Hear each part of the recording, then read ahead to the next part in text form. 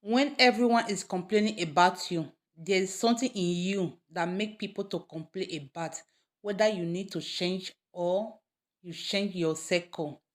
Hello, my wonderful people. I greet you all according to your time. Thank you to all my returning subscriber. God bless you guys for always coming back again and again. To my new subscriber, you're highly welcome. And if you have not subscribed to this channel, please subscribe and turn on the bell on in case of any time you just upload any video, any update, you will be the first person to notify. And also follow us on our social media platform, Facebook page and Instagram. Yes, my wonderful people, I don't see come back again with another gist. Our Nigeria artist Duka Mighty, a lot of people don't they complain about this guy for a long time, and which is not good for him as a celebrity, as a star wey himself be, because anything wey person dey do for this life, use wisdom. If that person feel that in a celebrity fit do everything, now so the career of that person will just stay wipe away. Former President Jonathan Ide, like wetin himself is him call Duka Mighty out yesterday, and even today another person, my people. When one, two, three, four people don dey complain about one person, so one thing they just dey complain about, that person need to check himself. Well, like wetin former President Jonathan Ide, like wetin himself talk concerning Duka Mighty, I go read some, and I go see put the screenshot for here so that make una still read am by una self. And he said, I paid Duka Mighty 3 million for Akporo Youth Unit Consent that aired December 30, 2021, and additional 630K for flight ticket. He did not show up for the consent. Next I heard was a picture of him wrapped in a bondage claiming accident while holding his cell phone. Duka Mighty has become notorious for collecting money from show promoters and not showing up. He did that with a show in Uromi, Ojo, and other places. I am not one who could want to deal with folk in the entertainment industry. Duka should avoid my trouble and pay back now. My people, una see, and e no still finish for there o. Another one still come out today, like wetin that one still talk. I will still put the screenshot for here so that make una still read am by una self. This year January 2nd, Duka Mighty come post this post wey una dey see, so this picture, my people, e come post am for im own Instagram, and he himself come write say, God bless you all for your prayers. 2nd January, on our way to Ojo, our vehicle drove straight into the river after a trailer on a high speed failed brake. Was last thing I can remember. Next is seeing myself in a hospital. God made, no be man made. Na be wetin himself talk. Let assume, my people, say him really dey hospital. The way they take wrap am, so even this particular video wey una dey watch, so my people, person wey dey hospital wey they don already wrap, the way they take wrap him, e be like the time of Ebola. The way they wrap people, and so they take wrap him. Person wey dey hospital, according to him, he claim that he get accident, and in the video himself, he dey do selfie for hospital. Abba, my people, una know say for that country, a lot of things dey happen as far as say if you get your own money, because a country wey corruption dey, na so e dey be. Na only God know whether the guy wey get accident or e no get, my people. This guy, na this Duka Mighty, a lot of people don complain about him. They go book him for a show, they go pay the money, because all those celebrity artists, before they go show, definitely whether you pay the half of the money or you pay the full money before they go comot for their house.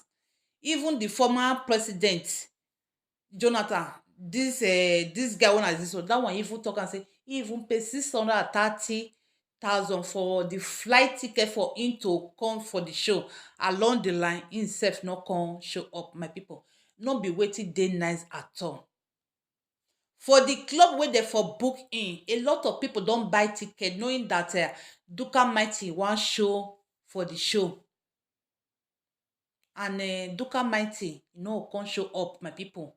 He just dey feel that him dey big, him na celebrity. He wan just use him own hand take wipe him own career away. And a lot of people don know about him, say na so him dey do. Nobody go like to promote him again. Nobody go like to book him for show again, because they don already know say once they book him, no go like to show up, or you go come dey give one excuse or the other. Na so you still talk about Uromi that time. The same thing, my people. When one person don dey do one complain, person no go come dey lis ten to that person, because they go know say this person na lie, that person dey lie. Well, even last year, my people, I remember when this guy still come out last year. He come talk about the ex-wife, how the ex-wife take cage him for inside bottle, if not be God, according to him. Because person wey no dey go native doctor place, wey no dey waka from one prophet house to another prophet house, how that person go take know say they cage him put for inside bottle? If really say this guy dey from one church or one prophet dey go, my people, they wan just spoil this guy career. They wan just spoil this guy career. Why I talk like that? Because of that statement wey he talk come out for public last year, come disgwangwan the wife. Person wey no dey go juju place, you no fit know say another person dey do evil concerning you. My people, this Duka Mighty, he need to change him own way. Yes, he na celebrity. Me no fit say he na celebrity, na so he go reign. No, because looking at him alone, my people, he just dey use him hand take dey destroy him own career. Him career wey himself don build for so many years. They go book him for show, he no go show up after they don pay the money. And second, he no go still refund the money back to them. He no go refund the money back to them. He just dey feel say he dey on top. Na lie. He no dey on top at all, my people.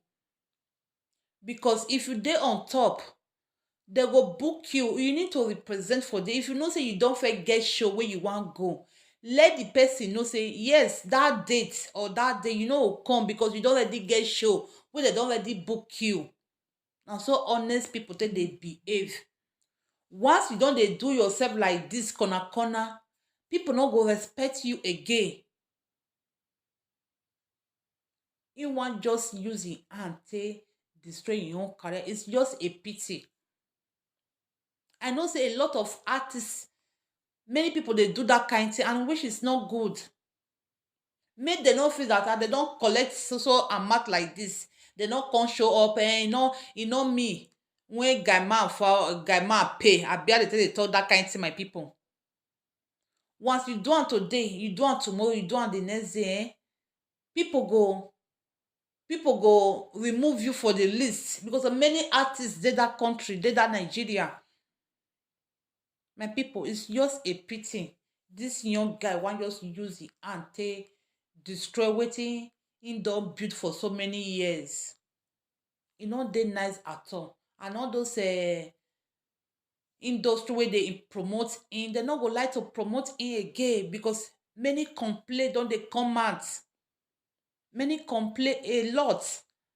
Like this one wey still come out today, another guy still come out today, the same thing that one still talk. I go put the screenshot make una still read the something, so that make una still see the something. E no really dey nice at all. May e change from the way e dey do. May e no just feel say yes, he na celebrity, he can do whatever he want to do. No, e no dey nice, because na him own career he just dey use him hand take dey destroy. So, well, my people, wetin una think?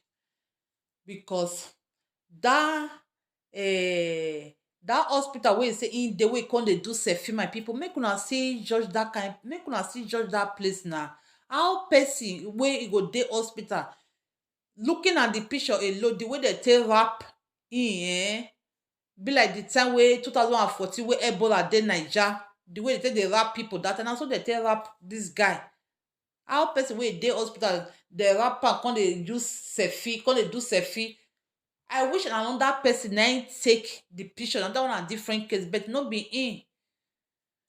Well, my people, what do you think? Make una leave una comment in the comment section down below, and see you guys on my next video. Remain blessed. Bye bye.